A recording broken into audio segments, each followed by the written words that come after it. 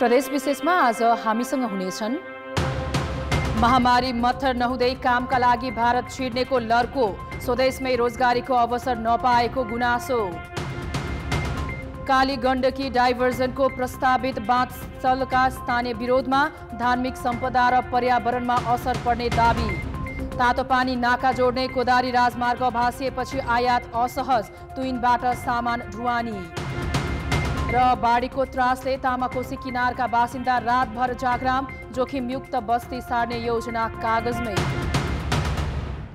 नमस्कार, म अनिता शाह।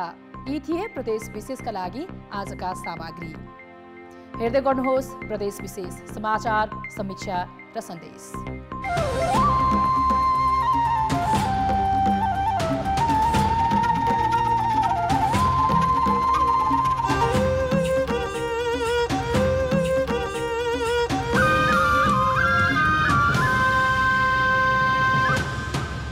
प्रदेश विशेष presented by Asian Paints।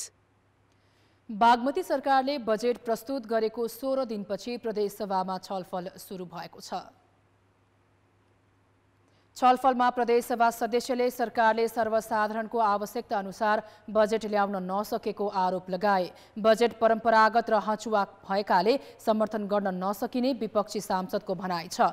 बजेटमाथि छलफल सुरु हुनु अघि आन्तरिक मामिला तथा कानून मन्त्री केशव पाण्डेले सिन्धुपाल्चोकमा आएको बाढीबाट पुगेको क्षति र प्रदेश सरकारले राहत उद्धारमा खेलेको भूमिकाको विषयमा सभालाई जानकारी दिएका थिए। उता सुदूरपश्चिम सभामा प्रदेश पर्यटन सम्बन्धमा व्यवस्था बनेको विधेयक आज पारित भएको छ।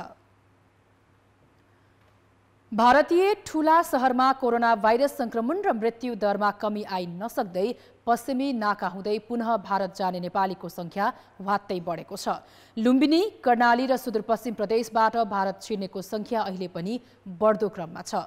कमजोर आर्थिक अवस्थाका स्थानीयको जीविकामा समस्या देखिएपछि जोखिममै भारत पुग्नु परेको छ। पश्चिम नेपालको प्रमुख व्यापारिक नाका हो यो नेपालगञ्ज रूपैडिया नाका। यो नाका भएर अहिले नेपालीहरू भारत पस्ने क्रम निकै तीव्र भएको छ। नाकामा राखिएको अभिलेख अनुसार हरेक दिन 800 देखि 1000 को हाराहारीमा नेपालीहरू भारत प्रवेश गरिरहेका छन्। जोखिम त हुन्छ सर, अब के गर्नु, गरिबीको कारण अब जानै पर्छ।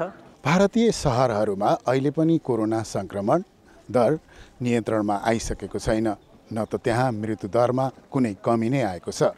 यस्तो बेला यो नाकाबाट निर्बाध रूपमा भारत पस्नेहरू त्यहाँ पुनः जोखिममा नपर्लान् भन्न सकिन्न। तर नेपालबाट यो नाका हुँदै भारत प्रवेश गर्ने हरेक नेपालीले आफ्नो आर्थिक अवस्थाका कारण जोखिम मोलेर भारत जानु परेको बताउँदै आएका छन्। दिनभरि काम गर्ने काम पनि पाइन्न, अनि खाना बालबच्चा पाल्नै पर्यो। समस्या भनेको हामीलाई यही हो सर। सबैको एउटै जस्तो उत्तर थियो, घरमा आर्थिक समस्या छ, भारत नपसी घरको चुलो चौको बल्दैन। डर त भइहाल्छ, लकडाउनको बेला अब घरमा पनि हेर्नु पर्यो यताउता, त्यसैले जानुपर्ने स्थिति छ। यस्तो अवस्थामा भारत गइरहेका नेपालीहरूको जीवन त्यहाँ कति सुरक्षित हुने हो त्यो भने हेर्न बाँकी नै छ। उता भारतबाट नेपाल फर्किनेहरू भने यही नाका भएर नेपाल प्रवेश गरिरहेका छन्। मेरो पृष्ठभूमि पछाडि भारतबाट आउनेहरूको कोरोना संक्रमण भए नभएको लक्षणको परीक्षण गरिन्छ र नेपाल प्रवेश गर्न दिइन्छ। यो कैलालीको त्रिनगर गौरीफन्टा भन्सार नाका हो। यो नाकाबाट पछिल्लो एक साता यता यसरी नै हुलका हुल मानिसहरू रोजगारीका लागि भारत गइरहेका छन्। झन्डै एक साता यता 1500 देखि 2000 को हाराहारीमा नेपालीहरू भारत जान लागेका हुन्। भारतमा कोरोनाको उच्च जोखिम छ, नेपालमा पनि जोखिम छ, तर पनि स्वदेशमा रोजगारीका कुनै अवसर नपाएपछि यसरी मानिसहरू ससाना नानी परिवार लगेर भारत जान विवश छन्। डर त त्रास त छ त, भोकले मर्नु भएन, गाउँघरतिर केही छैन, पीडा त धेरै हुन्छ होइन। अब त्यही पनि अब कमाउनु पर्यो, नकमाएर केही हुँदैन, त्यो कारणले जाँदै हो। हजुर, घर परिवारमा पाल्नै पर्यो। सुदूरपश्चिममा पनि अहिले निषेधाज्ञा खुकुलो भएको छ। यातायातका साधन सुचारू भएका छन्, बजार खुलेको छ। र छिमेकी मुलुक भारतमा पनि लकडाउन खुकुलो भएको छ। त्यसै कारणले पनि अहिले भारत जाने मानिसहरूको संख्या वृद्धि भइरहेको छ। यतै बसेर अब कुनै न रोजगारी छ न के छ हैन, यहाँ बसेर अब घर धन्दा चलाउन पनि मुस्किल भइरहेछ। अब के गर्ने, अब त्यही भएर अब घर चलाउनको लागि पनि जानु परिरहेछ। वहाँ नगई नहुने अवस्था हो। बालबच्चा कराइरहेका छन्, पढाउनु लेखाउनु पर्यो तिनीहरूलाई, सबै समस्या हुनाले अब समस्या यहाँ टार्न नसक्ने अवस्था हो। यसरी जानेहरूलाई नेपाल प्रहरीले यहाँ लगत राख्ने गरेको छ भने सीमा सुरक्षा बल एसएसबीले पनि भारतीय नाकामा उनीहरूको परिचय पत्रका आधारमा मात्रै भारत प्रवेश दिने गरेको छ। रूपन्देहीको बेलिया नाका राति 10 बजेदेखि बिहान 6 बजेसम्मका लागि हरेक दिन बन्द हुन्छ। बिहान हुने बित्तिकै भारततर्फ रोजगारको लागि जाने नेपालीहरूको लाम लाग्ने गरेको छ। एक हप्ताको तथ्याङ्क हेर्दा 3802 जना नेपालीहरू भारततर्फ गएका छन्। लुम्बिनी प्रदेशका रूपन्देही, कपिलवस्तु र नवलपरासीमा सिँचाइ तथा विद्युत उत्पादन गर्ने उद्देश्यले अघि बढाइएको कालीगण्डकी तिनाउ डाइभर्जन बहुउद्देश्यीय आयोजनाको तटीय क्षेत्रमा चर्को विरोध भएको छ।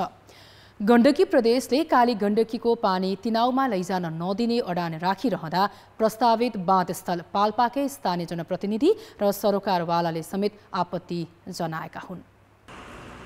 देखिएको दृश्य हो सिद्धार्थ राजमार्ग अन्तर्गत पाल्पा र स्याङ्जा जोड्ने राम नदी धाम। यहीँबाट 2300 मिटर पूर्व उत्तर पाल्पाकै रम्बा गाउँपालिका 3 पिपल डाँडाको निकीचौर क्षेत्रमा कालीगण्डकी तिनाउ डाइभर्सन बहुउद्देश्यीय आयोजनाको बाँध बाँध्ने प्रस्ताव गरिएको छ। 27 किलोमिटर सुरुङ मार्फत पाल्पाकै तिनाउ गाउँपालिकाको दोभानमा पानी खसाल्ने गरी सङ्घीय सरकारले काम सुरु गर्न लागेको छ। प्रारम्भिक सर्वे गरिसकेको र विस्तृत परियोजना प्रतिवेदन डीपीआर बनाउन भन्दै बुटवलमा कार्यालय उद्घाटन भएपछि नदी तटीय क्षेत्रका बासिन्दालाई भने चस्काएको छ।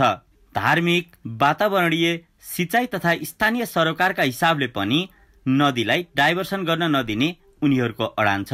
यदि कालीगण्डकीको पानी तिनाउतिर लैदिने हो भने मलाई लाग्छ यहाँ अहिले निक्लिरहेका बोरिङहरू भूमिगत पनि पानी बन्द हुन सक्छन् र यो क्षेत्रै अहिले भन्दा नि बढी सुक्खा र यो क्षेत्रै जोखिममा पर्छ र त्यो कारणले पनि यो पानी डाइभर्सन गरेर लान हुँदैन। नदी डाइभर्सन हुँदा रामदीदेखि देवघाटसम्मको ऐतिहासिक धार्मिक धरोहर नष्ट हुने मात्र होइन, जैविक विविधता र पर्यावरणमा समेत नकारात्मक प्रभाव पर्ने चिन्ता स्थानीयलाई छ। रामदीदेखि तल्लो भेगमा पाल्पासँगै स्याङ्जा, तनहु, पूर्व नवलपरासीका ठूला टार र फाँट मरुभूमि तुल्य हुने तथा कालीगण्डकीलाई आधार बनाएर डीपीआर बनिरहेका सिँचाइ खानेपानी योजना रोकिने भएकोले पनि सरकारवालाहरू परियोजनाको पक्षमा छैनन्। पर्यटकीय क्षेत्रमा पर्ने प्रभाव, जुन कुरा हामीले र्याफ्टिङ सञ्चालन गर्ने, पानी जहाज सञ्चालन गर्ने लक्ष्यका साथ हाम्रो यात्रा अगाडि बढेको छ। पानी डाइभर्सन भइसकेपछि यो पनि अवरुद्ध हुन्छ। यो नदीलाई नै आधार बनाएर लिफ्ट खानेपानीहरू, लिफ्ट सिँचाइहरू सुरुवात भइरहेका छन्, सञ्चालन भएका छन्। यो सबै अवरुद्ध हुन्छ। यी विविध कारणले गर्दा यो जुन अहिले नेपाल सरकारले यो कार्यक्रम परियोजनाको अगाडि सारेको छ, यसमा गाउँपालिकाको हाम्रो पूर्ण असहमत छ। आयोजना सञ्चालन हुँदा सबैभन्दा बढी असर पाल्पा क्षेत्रमै पर्नेछ। कालीगण्डकी नदी रम्बा गाउँपालिकाको हुगी, रामपुर नगरपालिकाको पुरै क्षेत्र र निस्ती गाउँपालिकाको बाँकावालाङ भएर तनहु नवलपरासी हुँदै देवघाटमा मिसिन्छ। त्यसैले पनि यति ठूलो क्षेत्रलाई असर पुग्ने गरी कालीगण्डकी डाइभर्सन गर्नुभन्दा अहिलेकै तिनाउ नदीलाई व्यवस्थित गरेर बिजुली र सिँचाइ गर्नु उपयुक्त हुने सुझाव स्थानीयको छ। त्यही भएका चाहिँ साधन स्रोतहरूलाई प्रयोगमा ल्याउन सकियो भने पनि सबै कुरा पुग्छ। त्यसले गर्दा हाम्रो अनुरोध छ, हामी तल्लो तटीय क्षेत्रसँग कुनै समन्वय नगरिकन पब्लिक एसेसमेन्टका कुराहरू हुन्छ, यहाँको पब्लिकसँग चाहिँ म कुनै समन्वय नगरिकन, यहाँका कुनै राजनीतिक दलका साथीहरूसँग समन्वय नगरिकन एकाएक कुनै एउटा व्यक्ति विशेषले आफ्नो स्वार्थको लागि, आफ्नो फाइदाको लागि राज्यको ढुकुटी सिद्ध्याउने गरी यत्रो चाहिँ बजेट विनियोजन गरेर जुन किसिमको एउटा यो कार्य भएको छ, यो चाहिँ एउटा वास्तवमा यो देशकै चाहिँ ठुलो क्षति हो जस्तो मलाई लाग्छ। सङ्घीय सरकारले यो आयोजनाबाट तराईका 3 जिल्लामा सिँचाइ र विद्युत उत्पादन गर्ने महत्वाकांक्षी लक्ष्य राखेको छ। तर कालीगण्डकी डाइभर्सन अघि बढाउँदा त्यसको असर चितवनसम्म पर्ने त छँदैछ। जलाधार क्षेत्रले कुनै लाभ नपाउने भएकोले पनि तटीय क्षेत्रका बासिन्दा यसको विरोधमा छन्। त्यसैले विकासका नाममा विनाश र द्वन्द्व निम्त्याउनुभन्दा स्थानीयको माग र सरोकारलाई सम्बोधन गर्नु आवश्यक छ। कान्तिपुर समाचारका लागि माधव बर्याल, कालीगण्डकी तटीय क्षेत्र, पाल्पा। प्रदेश विशेष presented by Asian Paints। ब्रेकपछि प्रदेश विशेषमा स्वागत छ। तातोपानी नाका जोड्ने कोदारी राजमार्ग भासिएपछि तुइनबाट सामान ढुवानी गर्न थालिएको छ। भोटेकोशी नदीमा आएको बाढीले नेपाल चीन सीमा मितेरी पुल नजिकैको लिपिङ स्थित पक्की पुल र कोदारीमा सडक भासिएपछि तुइनबाट सामान भन्सारमा ल्याउन थालिएको हो। असार 1 को लगातारको वर्षाका कारण सवारी आवागमनमा समस्या आएपछि 2 सातादेखि तातोपानी नाका क्षेत्रमा तुइनबाट सामान ढुवानी भइरहेको छ। सीमा क्षेत्रको लिपिङ पुल जोखिमपूर्ण भएपछि 2 साता यता सामान आयात प्रभावित भएको छ। लिपिङदेखि 12 विसेसम्मको 26 किलोमिटरको कोदारी सडक खण्ड ठाउँ ठाउँमा भत्किएको छ। कामचलाउ अवस्थामा रहेको लिपिङ पुलबाट सामान बोकेका कन्टेनर आउजाउ गर्न नमिल्ने भएकाले 2 सातादेखि तुइन र स्थानीय मजदुरले सामान बोकेर पल्टी गरिरहेका छन्। उताको सामान हामी यता पास गर्छ यस्तै पहिरोमा। लिपिङ खोलाको बाढीले मोटरेबल पुल क्षतिग्रस्त बनाएपछि नेपालतर्फको चीन जोड्ने मितेरी पुलबाट खासासम्म 300 भन्दा बढी मालवाहक कन्टेनर रोकिएका छन्। रोकिएका कन्टेनरमा अक्सिजन प्लान्टका उपकरण, मेडिकल इक्विपमेन्ट, अक्सिजन सिलिन्डर, स्वास्थ्य सामग्री, औषधि, स्याउ, लसुन, ओखर र लत्ता कपडा लगायतका सामान तुइनबाट ढुवानी भइरहेको हो। विभिन्न खण्डमा चाहिँ बाटो अवरुद्ध भएको कारणले गर्दाखेरि यहाँ टुइङ मार्फत लेबर मार्फत बोकाएर चाहिँ हामीले सिफ्ट गरेर तातपानी ड्राइपोर्ट कस्टम अफिससम्म पुर्याएर काठमाडौँसम्म पुर्याउने जमर्को गरिरहेका छौँ। अहिले चाहिँ दुई ठाउँमा सामान पल्टी गर्नुपर्ने बाध्यता भए पनि तुइनको प्रयोगबाट भन्सार कार्यालयले सामान काठमाडौँ पठाएको छ। दिनहुँको बर्सातले लार्चादेखि लिपिङसम्म सडक बिगारेकाले सामान आयात गर्न कठिन भएको छ। बाढीको बावजुद हामीले चाहिँ 2 ठाउँमा चाहिँ भरिया मार्फत बोकाएर सामान यहाँ लिएर आउने ल्याएर चाहिँ काठमाडौँ पठाउने काम गरिरहेका छौँ। भौगोलिक कठिनाई र भौतिक संरचना दिनदिनै जीर्ण बन्दै गएकाले नाका राम्ररी सञ्चालन हुन सकेको छैन। वर्षातका कारण सामान तुइन र बोकेरै तातोपानी ल्याउनु पर्ने अवस्था छ। राजमार्ग भासिँदै गएकाले तत्कालै मर्मत सम्भारमा ध्यान नदिए बर्खाभरि नाका सञ्चालनमा आउन कठिन देखिन्छ। कान्तिपुर समाचारका लागि कमला पाखरिन, तातोपानी, सिन्धुपाल्चोक। तामाकोशी नदी तटीय क्षेत्रका बासिन्दा वर्षायाममा पानी बढ्ने बित्तिकै बाढीको त्रासले जागै बस्ने गर्छन्। तामाकोशी नदीका अधिकांश सहायक अठाडा खोलामा आउने बाढीका कारण वर्षेनी जनधनको क्षति हुँदै आएको छ। असारको पहिलो साता चीनतर्फ तामाकोशीको सहायक खोला रोङसी थुनियो। 2 दिनसम्म तामाकोशी तटीय क्षेत्रका बासिन्दा रातभर बाढीको त्रासले जाग्रमै बसेर रात काटे। असार 9 गते तामाकोशीकै अर्को सहायक खोला कोप्लाङमा बाढी आयो।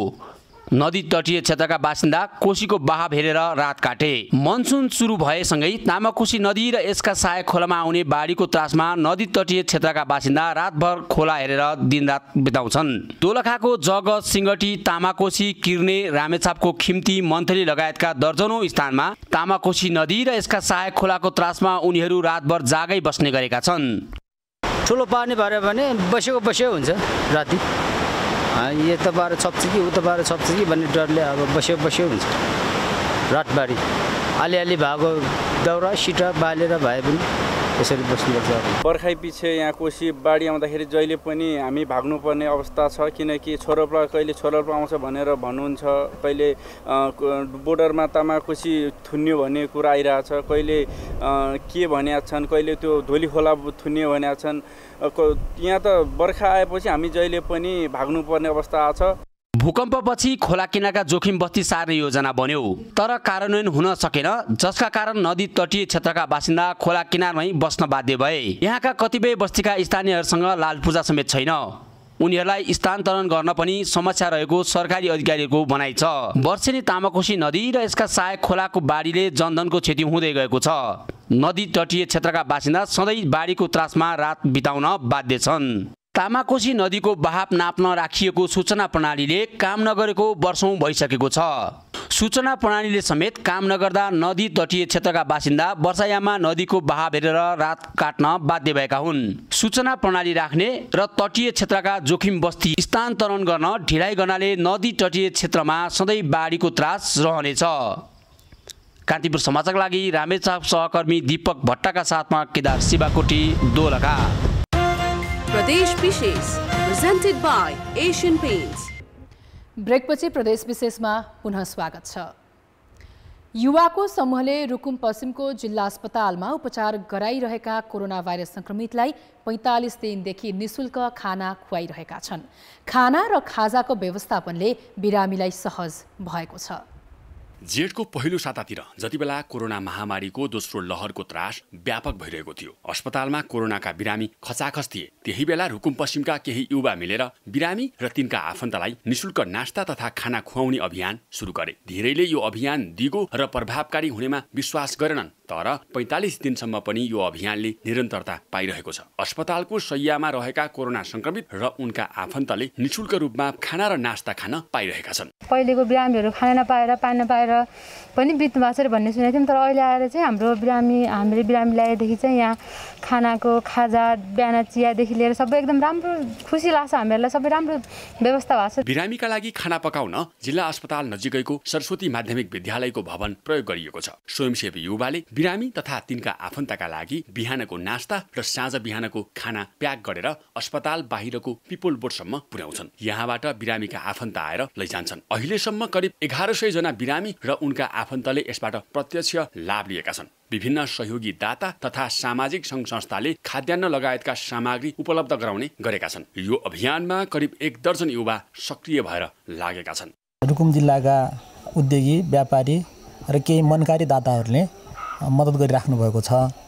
यसमा स्थानीयहरूको पनि राम्रो योगदान रहेको छ र हामीले आजसम्म दाल, तरकारी, चामल कुनै पनि चिजहरू किन्नु परेको छैन। महामारीको चपेटामा परेका कोरोना संक्रमित र तिनका आफन्तका लागि निशुल्क खाना अभियान सञ्चालन गरेका युवाको कामको स्थानीय स्तरमा प्रशंसा भइरहेको छ। कान्तिपुर समाचारका लागि महेश केसी, जिल्ला अस्पताल रुकुम पश्चिम। प्रदेश विशेष आजका लागि यति नै। प्रदेश समाचारहरूको साथमा भोलि फेरि आउनेछौँ। कान्तिपुर टेलिभिजन हेर्दै गर्नुहोला। नमस्कार।